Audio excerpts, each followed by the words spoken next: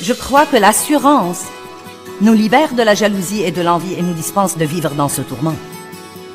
Je crois qu'elle nous libère du besoin de comparer et de rivaliser et d'essayer d'être comme tous les autres. Je crois que savoir qui nous sommes en Christ nous libère pour être les personnes précieuses, merveilleuses, fantastiques que Dieu nous a créées pour être.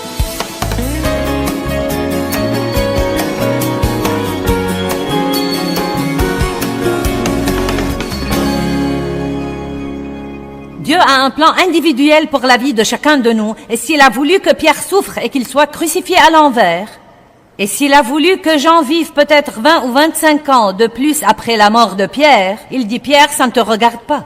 Mon plan pour toi est bon pour toi, et mon plan pour lui est bon pour lui. » Et nous devons arrêter de jalouser ce qu'ont tous les autres ou la façon dont Dieu s'y prend avec eux, et apprendre que Dieu a un plan pour nous. Amen. La Bible dit, la jalousie et l'envie rongent les os. Proverbe 14:30. Vous savez quoi? Vous entendez l'expression ronger par la jalousie. Et c'est une expression mondaine, mais elle est si vraie. Quand vous êtes jaloux de quelqu'un d'autre et que vous ne pouvez pas être heureux pour lui quand il est béni, vous êtes rongé de l'intérieur.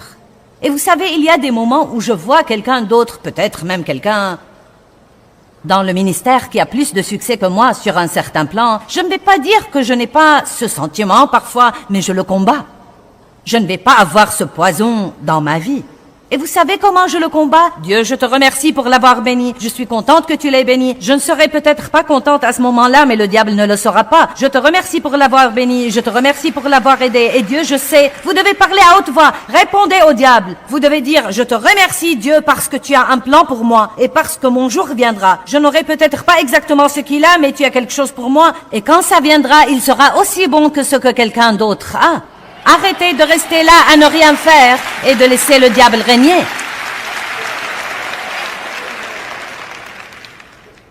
Allez, vous savez parler, vous devez juste dire ce qu'il faut. Jacques 4 est un chapitre qui m'a changé la vie. Je voudrais partager avec vous les 3 premiers versets. D'où viennent les conflits, les dissensions et les querelles? Et comment les combats, les disputes et les luttes commencent parmi vous? J'aime ça. Pourquoi toutes ces brouilles, dit-il? Tout le monde a un compte à régler et est en colère pour quelque chose. Lutte et conflits et querelles et disputes et colère et amertume. D'où est-ce que ça vient? Ne viennent-ils pas de vos désirs sensuels qui combattent toujours dans vos membres? Maintenant, faites attention. Vous êtes jaloux et vous convoitez ce qu'ont les autres. Savez-vous à quel point c'est vexant, à quel point c'est frustrant et troublant de voir ce que Dieu fait avec tous les autres au monde et de le comparer à ce qu'il fait avec nous? Allez, je veux ce soir que quelqu'un dans cette salle comprenne que Dieu a un plan unique, un plan exclusif, un plan génial, étonnant pour vous.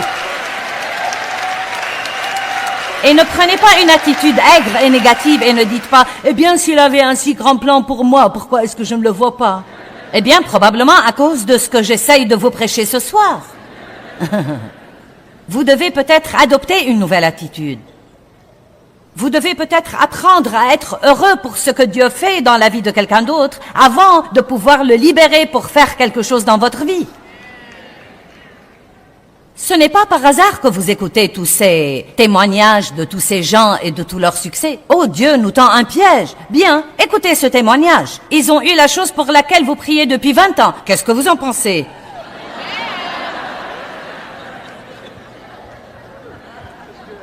Oh, eh bien, Dieu ne ferait pas ça. Si, il le ferait.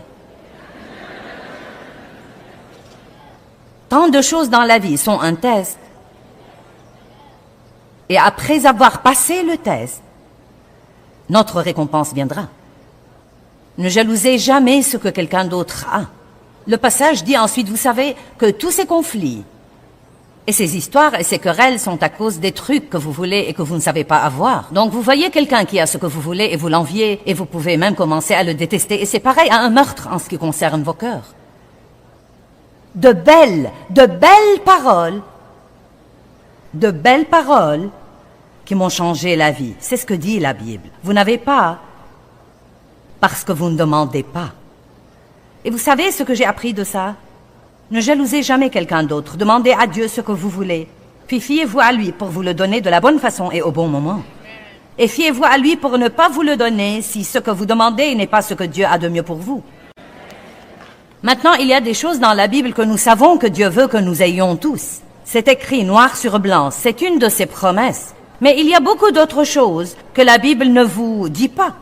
Peut-être que vous priez pour être le leader de l'adoration dans votre église. Il faut que ce soit une chose du genre « si c'est ta volonté, Dieu ».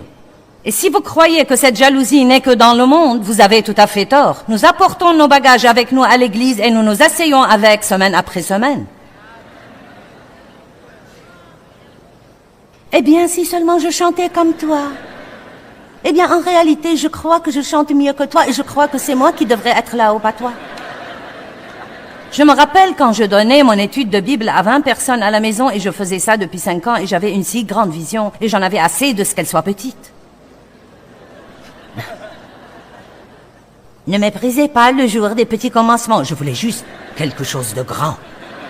De grand. Parce que je manquais d'assurance à l'époque et je ne savais pas que j'étais en Christ. Et j'essayais toujours de surmonter toute la honte et le blâme de mon passé et la culpabilité et la condamnation que j'avais. Et j'avais besoin de quelque chose de grand à l'extérieur pour m'aider à me sentir mieux. Et Dieu n'allait pas me le donner avant que les choses ne soient réparées à l'intérieur. Allez maintenant, je prêche bien.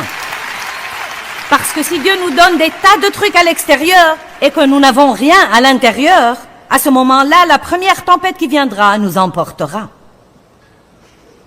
Vous voyez, j'aime ce que je fais. Je l'apprécie, mais je ne sais pas, peut-être que je ne pourrais pas le faire toute ma vie. Mais ça n'enlève vraiment rien à ma valeur. Car notre valeur est en qui nous sommes en Christ et non pas en ce que nous faisons. Et croyez-moi, si nous n'apprenons pas ça, nous serons dans le pétrin, car peu importe combien merveilleusement vous faites ce que vous faites, un jour viendra où quelqu'un d'autre viendra et le fera mieux que vous. Aussi vite que court un coureur, quelqu'un battra son record. Aussi vite que nage un nageur, quelqu'un d'autre viendra battre son record.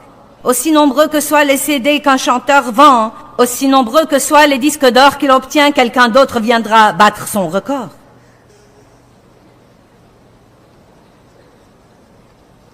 Nous devons apprendre à suivre les saisons de Dieu dans notre vie et comprendre que nous sommes tout aussi précieux en toute saison. Je crois que l'assurance nous libère de la jalousie et de l'envie et nous dispense de vivre dans ce tourment.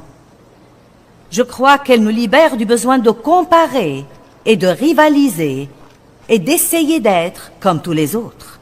Je crois que savoir qui nous sommes en Christ nous libère pour être les personnes précieuses, merveilleuses, fantastiques que Dieu nous a créées pour être. Et vous pouvez l'être et l'assumer pleinement. Je suis différente. Je suis différente et j'aime ça. J'aime ça.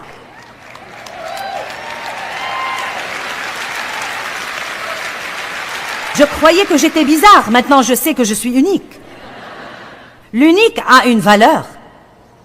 Darlene Zschech, vous savez, la merveilleuse leader de l'adoration de Hillsong, m'a dit l'année passée, elle m'a dit, « N'est-ce pas que tu aimes cuisiner quand tu es en congé et à la maison ?» Je lui ai dit, « Non. » Pourquoi voudrais-je le faire?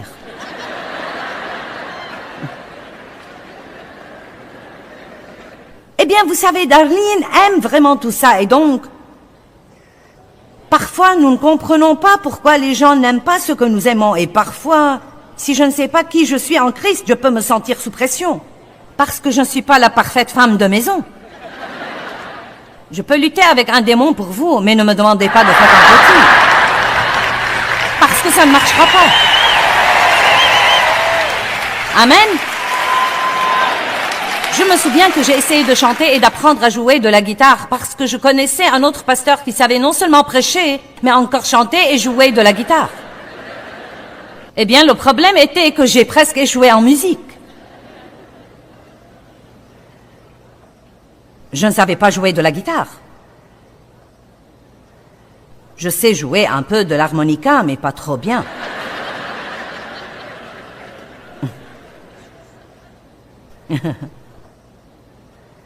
Je me souviens que je lisais Éphésiens 4:11 dans les premiers jours de ma vie avec Dieu. Et j'allais aux réunions d'église et on parlait beaucoup des dons et... Vous savez, tout le monde disait, eh bien, quel est ton don? Quel est ton don? Est-ce que quelqu'un d'entre vous se souvient de cette époque-là? Non, mais il y avait même des réunions tout entières pour essayer de trouver quel était votre don spirituel. Non, mais je suis sûre que ça a de la valeur, mais vous savez, je n'ai pas encore trouvé ce que je suis. Je voyage et on me dit, eh bien, qu'aimerais-tu qu'on t'appelle, révérende, évêque, apôtre? Je leur dis, appelez-moi Joyce. Vous savez? C'est ce que je suis. Mais je me souviens que j'étais angoissée quand je regardais les 5 dons des ministres cités dans Éphésiens. Apôtre, prophète, évangéliste, pasteur, enseignant. Et je me rappelle qu'il y avait quelqu'un qui les citait comme ça. Apôtre, prophète, évangéliste, pasteur, enseignant. Et je pensais, minute, je ne veux pas être un auriculaire. Je vous dis la vérité. Je voulais être un pouce, je ne voulais pas. Et j'ai pensé, parce qu'il disait que l'enseignant était l'auriculaire, que ce devait être le don le plus petit. C'est incroyable ce que nous pouvons être ridicules parfois. Allons à Romains 12 pour un instant. Allez, il est temps que vous vous aimiez vous-même.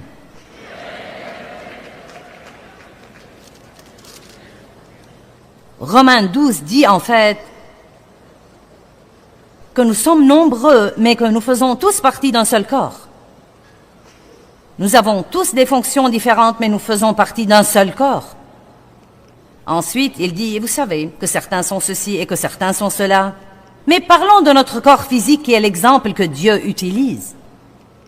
Mon corps physique a beaucoup de parties différentes, mais elles ne sont pas toutes pareilles, elles ne se ressemblent pas, elles n'ont pas la même fonction. Certaines parties ont des privilèges que d'autres parties n'ont pas. Certaines parties sont plus visibles que d'autres parties. Et quel gâchis ce serait si la jalousie régnait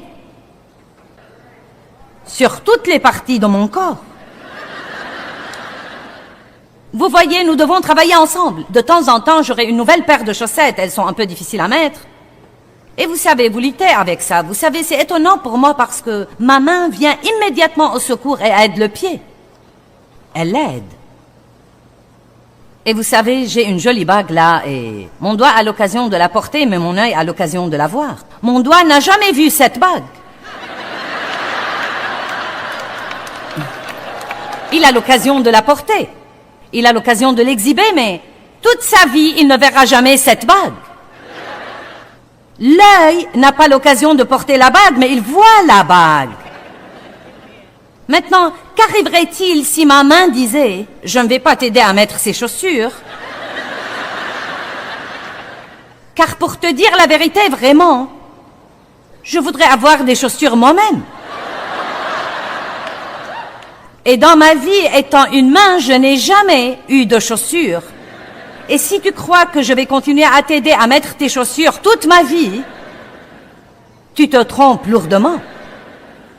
Et si un jour, l'œil disait « Je refuse de regarder la bague », je ne vais pas regarder la bague, je veux ma propre bague. Et si je ne peux pas avoir une bague, à ce moment-là, je refuserai de la regarder. Et c'est comme ça que nous passons une grande partie de nos vies en tant que chrétiens. Et si Dieu faisait notre volonté et nous disait « D'accord ».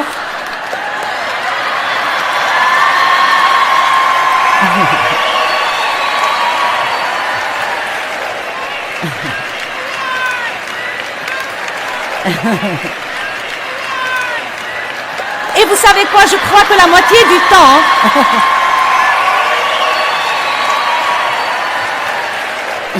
Non, mais nous ferions mieux d'espérer que Dieu ne nous donnera pas certains des trucs que nous demandons.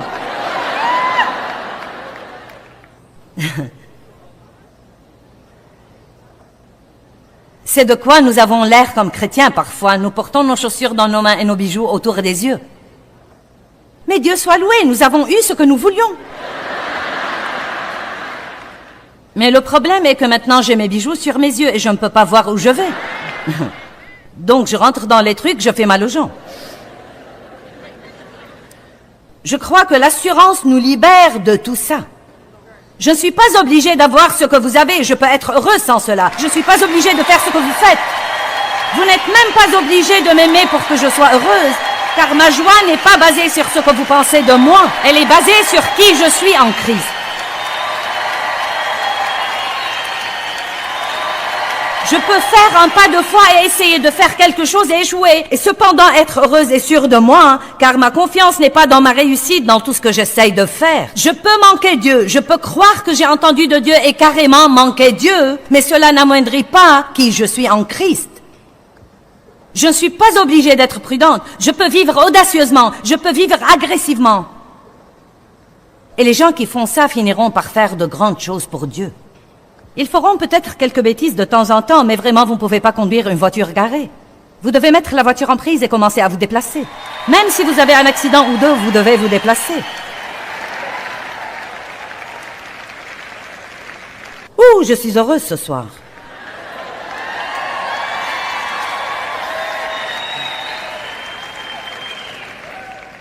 Nous devons nous débarrasser de certaines mentalités mondaines. Vous devez maîtriser votre pensée. Débarrassez-vous de « Eh bien, je ne peux pas faire ça, je suis trop vieille. » Vous savez quoi, j'ai dû moi-même combattre ça quelque peu. Et je peux vous dire quand ça a commencé. Je n'ai jamais pensé que j'étais vieille, je ne me sens pas vieille. Je ne crois pas que je me comporte en vieille, mais... Vous savez, il y a 2 ans, j'ai dû m'inscrire à l'assistance médicale. Je me suis sentie vieille. Et ensuite, l'année passée, j'ai dû m'inscrire à la sécurité sociale. Je vous dis la vérité vraie, quand j'ai dû m'inscrire à l'assistance médicale et à la sécurité sociale, le diable a en fait essayé d'utiliser ça pour m'inculquer l'idée « Eh bien, je suis trop vieille. » Pas vraiment trop vieille, mais c'était comme des choses différentes sont arrivées et j'ai commencé à avoir l'idée « Eh bien, je vieillis. » Et vous savez quoi? Si vous commencez à penser vieux, tout le reste dans votre vie fera de même. Vous commencerez à vous habiller vieux. Vous pouvez aller maintenant. Vous pouvez aller dans un grand magasin chic et voir où commence la collection pour vieux.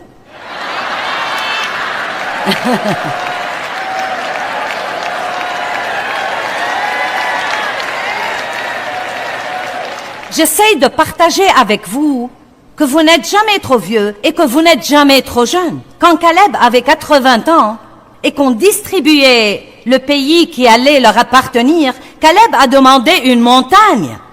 Il a dit « Donnez-moi une montagne ». Moïse avait 80 ans, je crois, quand Dieu l'a appelé pour faire sortir les Israélites dans le désert et les mener à 80 ans. Une dame m'a dit il y a quelques semaines, elle m'a dit « Quand j'avais 75 ans, Dieu m'a appelé à aller en Afrique pour lui bâtir un orphelinat. »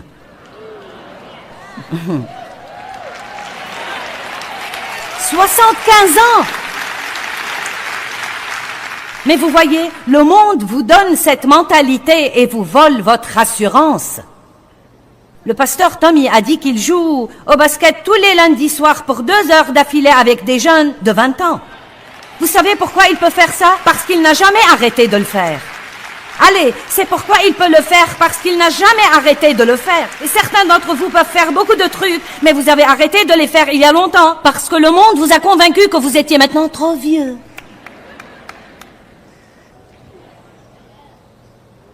Vous n'êtes jamais trop jeune, pas si Dieu voit. Timothée était jeune, 17 ans, je crois. Et Paul a dû continuer à l'encourager quand il avait peur et qu'il manquait d'assurance. Jérémie était jeune.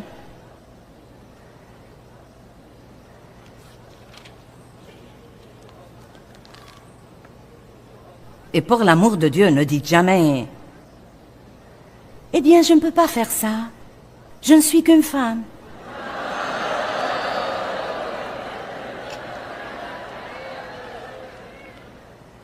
Et cette mentalité est ancrée dans la pensée.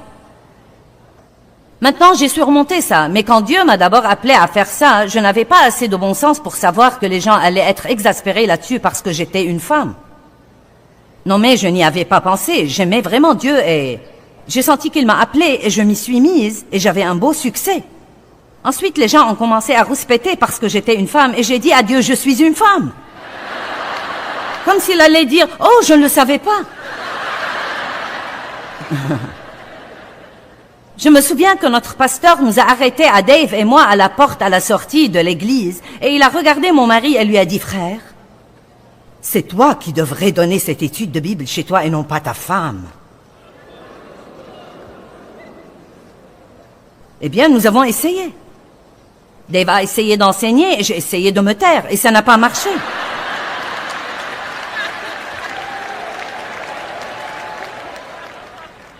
Et vous savez, les gens veulent toujours savoir, eh bien, que pense Dave de ce que tu sois dans la position où tu es et que lui, il soit un peu dans les coulisses à l'arrière. Dave Meyer est juste où il veut être. Et il en est heureux parce qu'il n'essaye pas, en fait, d'être ce qu'il n'est pas. Nous ne rivalisons pas. Il a un rôle, j'ai un rôle, et bien que ce ne soit pas le rôle normal sur lequel le monde se modèlerait, c'est cependant le rôle de Dieu et ça marche. Amen. Ouh. Mais vous voyez, je n'ai pas une attitude insoumise parce que je suis sur l'estrade comme « Tu vas m'écouter, hein, vous savez. » Je suis en fait une femme vraiment soumise, croyez-le ou pas. Et ne riez pas.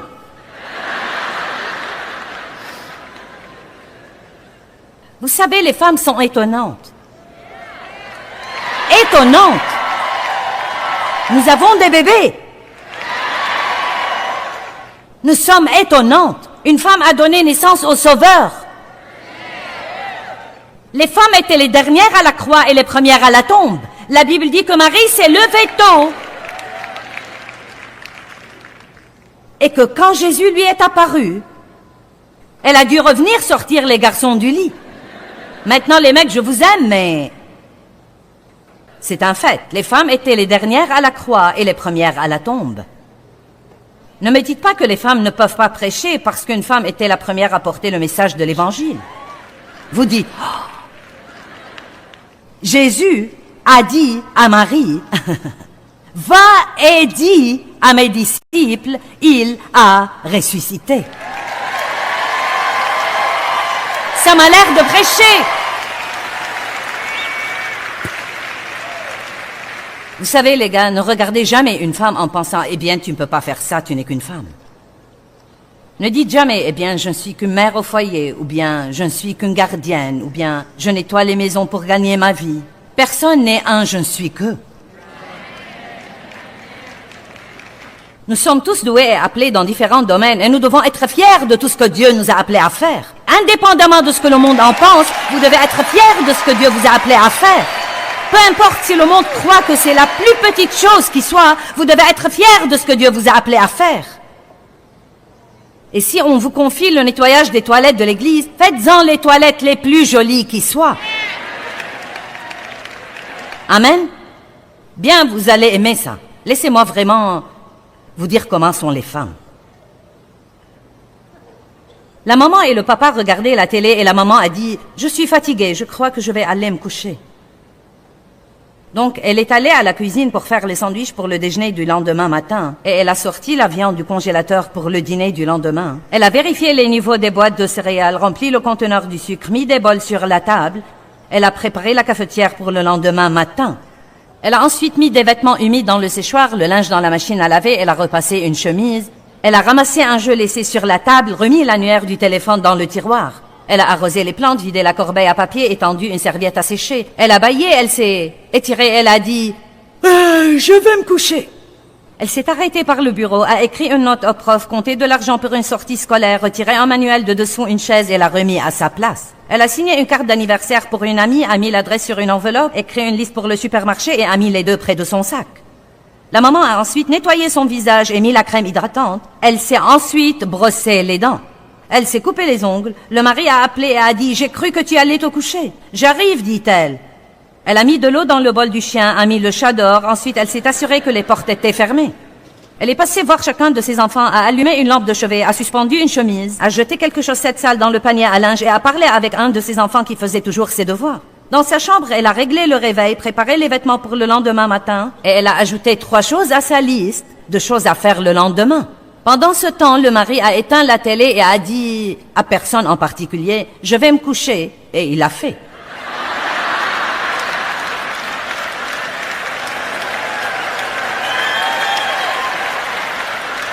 Je vous prie, ne me dites pas que les femmes sont le sexe faible. J'aurai peut-être toujours besoin de Dave pour m'ouvrir un pot de mayonnaise, mais je peux tout faire par le Christ qui me fortifie. Je suis à la hauteur de quoi que ce soit, prête à toute éventualité par celui qui m'infuse la force intérieure. Peu importe si je me sens sûre de moi ou pas, je serai sûre de moi. Et quel que soit ce que je ressens, je ne laisserai jamais l'ennemi l'utiliser pour m'éliminer. Je vais finir ce que Dieu m'a appelé à faire. Quelqu'un peut dire Amen? Amen, Amen, Amen, Amen, Amen. Ouh, Alléluia. Eh bien, quand nous sommes sûrs de qui nous sommes en Christ, cela nous permet de faire face à la vie avec audace et nous libère de la jalousie et de l'envie vers les autres. Heureusement, nous ne sommes pas obligés de nous comparer à qui que ce soit. Nous avons l'assurance parce que le Christ vit en nous et parce que nous puisons dans son assurance.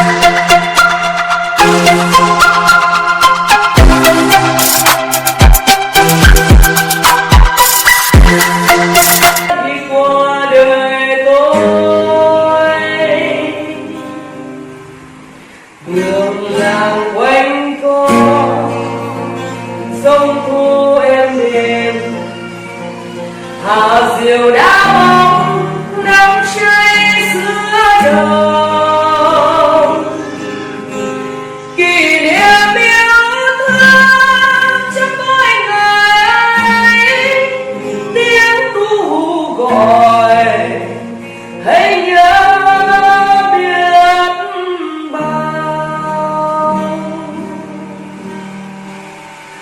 Tôi xa quê bao năm tháng qua, nhưng trong trái tim không bao giờ xa lời mẹ ru